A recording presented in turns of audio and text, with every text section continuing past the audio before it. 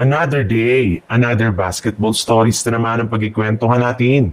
At ngayon nga, yung balitang tatlong bagong player na kukunin ngayon ng Los Angeles Lakers.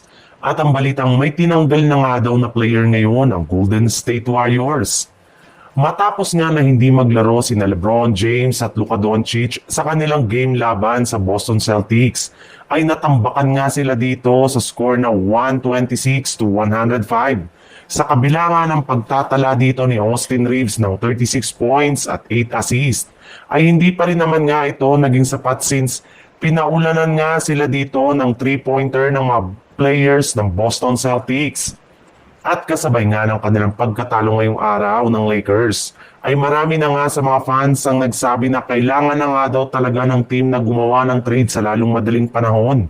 Sa kabila nga ng mga pinagpipilian ngayon na bagong player na pwedeng kunin ay sina Herb Jones mula sa New Orleans Pelicans, Dillon Brooks mula sa Phoenix Suns at higit sa lahat ay si Robert Williams III mula sa Portland Trail Blazer.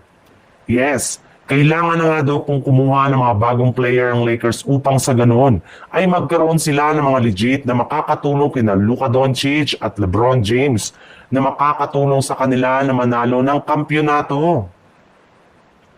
Sa ibang balita naman, marami na nga sa mga fans at analyst ng Golden State Warriors na sa tuwing hindi naglalaro si Brandon Podziemski sa kanilang lineup ay mas gumaganda nga ang kanilang performance.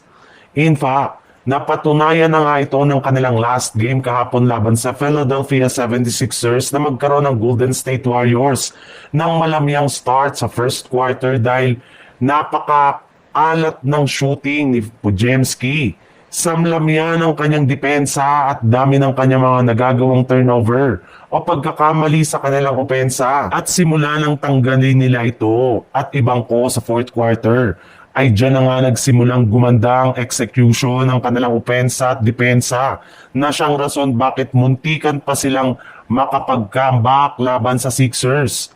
Kaya malinaw nga po ngayon pa lang na mabigat na nga talaga si Podziemski sa Warriors at mas matalino nga kung gagamitin na lamang nila siya bilang trade asset sa kanilang malalaking move na gagawin sa mga susunod na linggo o buwan. Sinisira lang naman nga nito parate ang momentum ng kanilang team sa tuwing naglalaro ito sa loob ng court. Mataas pa rin naman nga kahit papano ang trade value kaya hindi sila mahihirapan sa pag-trade sa kanya.